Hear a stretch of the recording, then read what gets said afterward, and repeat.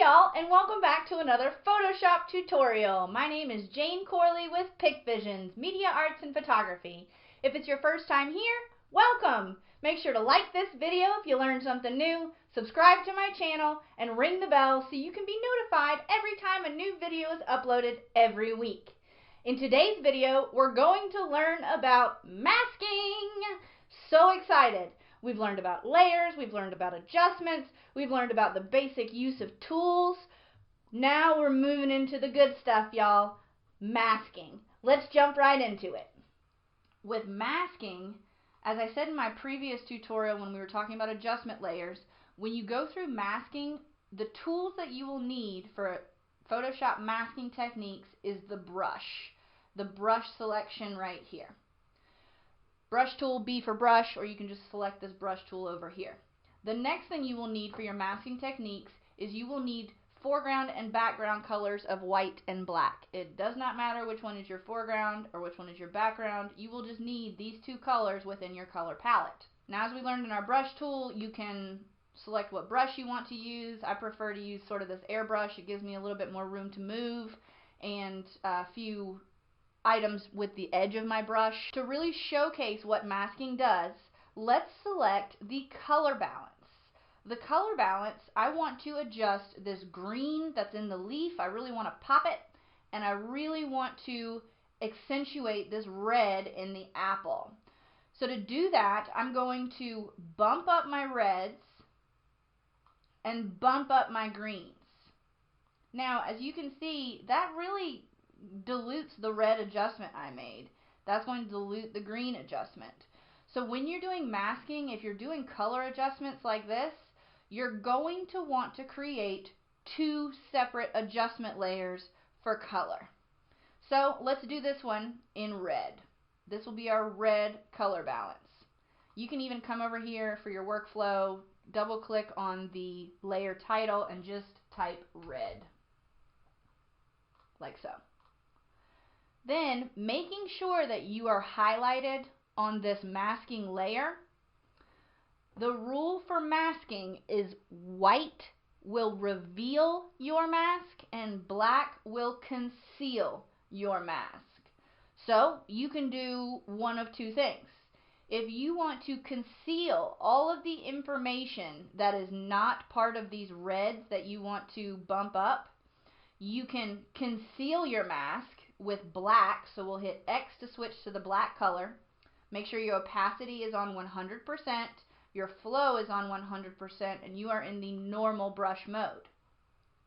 If we wanted to conceal our mask, we would paint with black over the areas of the mask we wanted to conceal. So I'm lightly delivering my brush stroke on the green parts of these apples that I want to remove that red from, leaving only the richness of the red color that I wanted to add. So you can see it makes the black strokes on this masking palette, showing you that you have masked over. Coming in, and we'll do the same thing with the greens.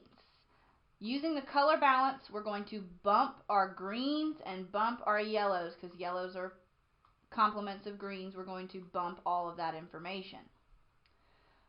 So all I want is this information here being more green. So in order to just get this area, it makes more sense to select off of the mask or cover the mask entirely. So you can cover the mask entirely with the black brush covering the mask. We'll use this one as green. Now your mask is black. So using the white brush to reveal your mask, we'll hit X to change color swatches. Then you can come and paint over that section of the leaf, revealing that extra green texture. Then you can come in here if you wanted to bump these greens and yellows as that way. I know that looks really fake, y'all, but just to show you kind of what we're doing as such. You know, if you wanted to put more green into the apple like that, you could do so. I don't like what I just did there, so what I'm going to do is quickly just hit the letter X and conceal that portion of the mask. If I didn't like how hard this line is right here, I could actually just change the opacity of my brush and conceal my mask slightly and give it a little bit more of a faded approach. Now, if I wanted to change this to black and white, and I wanted this whole photo to become black and white, but I only wanted to pop this area right here, we're going to increase the richness of these greens because that's what we're going to remain black and white, like so. And then instead of coming to your brush and concealing your entire mask as we did earlier, like this, concealing your entire mask as we did earlier. Oh, I'm still on 52%. Bump it up to 100. Hiding that entire mask. Instead of doing that, we'll Control Z and Control Alt Z to step all the way backwards. What I can do is highlight my mask over here in my Layers tab.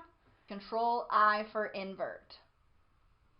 And that will invert your mask to be a full fill. Whereas now you can come in and select this leaf portion on your background copy. Make sure you're on your background copy to make the selection.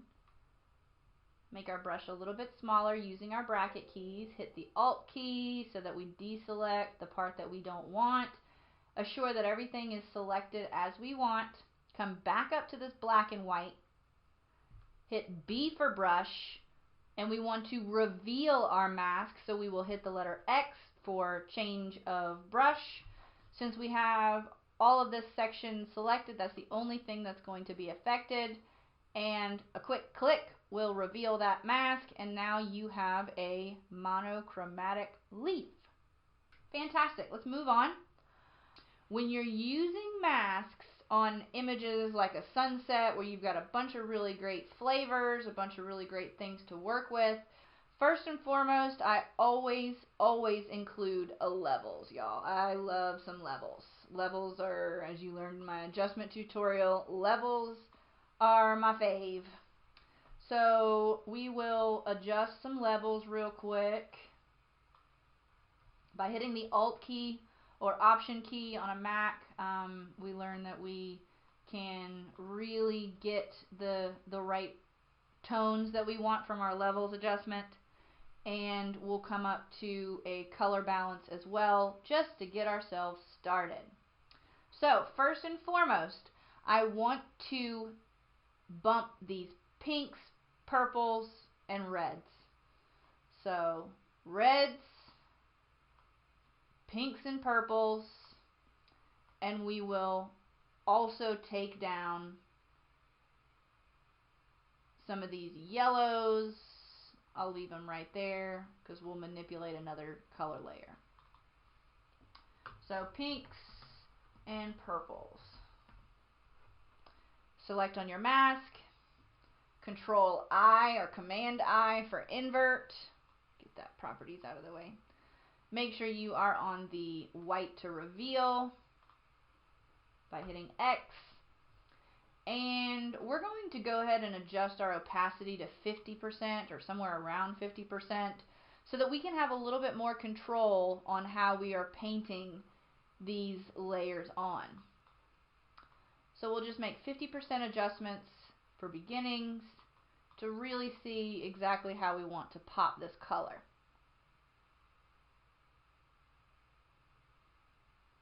We can click on and off to see the adjustments we've made. We'll come up to color again, and we will enhance our yellows and our reds. Select Control I to invert the mask, and we will come along those purple lines and enhance the red as such. Then we will come up and add another color balance layer, adjusting for our blues. We may even bump our magentas for our blues a little bit just to get that saturation separation. Control I to invert the mask, and then come in and really just paint on those blue textures.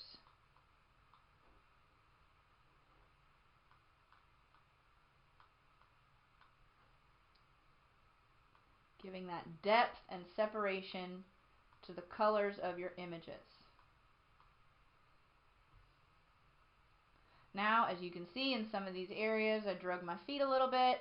We're going to hit X to change our brush color and conceal those masking areas to remain with those highlights. And speaking of highlights, let's come to another levels adjustment. And we'll do Control minus to zoom out just a little bit so we know what we're looking at. Let's pay close attention to the edges of these cloud areas. Just that area there and that area there. I want to bump my shadows, giving more depth.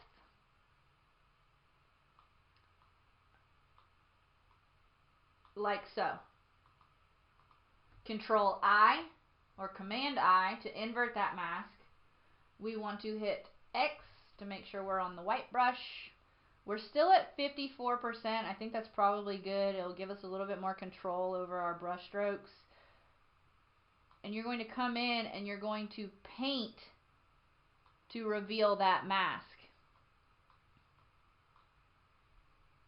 Giving this great density and depth to those areas. Now let's take a look at something totally different within the same image, another way to use masking. What I want to do is I'm going to open another image. So I've got this grate texture, a physical grate or grated texture. I'm going to Control A for select all, Control or Command letter C for copy, then come up to this area, create a new layer, and hit Control or Command V to paste. That will form the image that I selected, even if it's larger or smaller. Let's see, this image is very large, and this image is definitely smaller. So, this image here, you can see our old layer is right underneath. What I'm going to do is I'm going to create a mask on this layer. See how I did that? This little masking, it's like a box with a circle in the middle, right next to the effects and in between the adjustment layers we learned about last video. This mask, I'll hit Control Z to kind of step backwards. This mask will act the same way as an adjustment layer. We hit the masking right there while we are selected on this layer. And what that's going to do is it's physically going to put a mask over this image. Now you may be saying, Jane, I can still see the image. Well, learning what we learned here about inverting a mask, if you Control I for invert, it's going to hide that selection. So let's see what this layer mask will look like. What I'm going to do is I'm going to actually bump up my opacity to 100%. So you can either do it with the slider here, or you can hit enter or return and it will highlight, and you can type it in with your number keys. So 100, like so, and I'm going to reveal this mask, reveal this area. Let's zoom in a little bit so we can see a little bit clearer. I'm going to hit Control 0 to fill my frame and reveal that mask. Now you may be saying that looks rough. That looks so rough. But what I can do is couple this layer mask with a blending mode. Let's do an overlay. Couple it with a blending mode and add that grate texture. Physical grate, also grate as in this is really great. Like so. And you see my mouse skipped a step a little bit here. You can hit X and hide or conceal that mask again, as we did earlier. Like so. Really almost giving a marble or granite look to this sky texture using this layer as a mask. So the biggest thing to remember when you're using adjustment layers or masks is to practice the white will reveal your mask and black will conceal your mask. So I hope this video was helpful about how to use masking techniques in your Photoshop workflow. Feel free to leave in the comments below any ways you use masking in your Photoshop workflow. Any tips and tricks you can give to other post-production artists. Let's get the conversation started. Looking forward to seeing your work, and until next time, I'm Jane Corley with Pic Visions, Media Arts and Photography. Make sure to like this video if you learned something new, subscribe to my channel, and ring the bell so you can be notified every time a new video is uploaded every week. Until then, see you later, guys.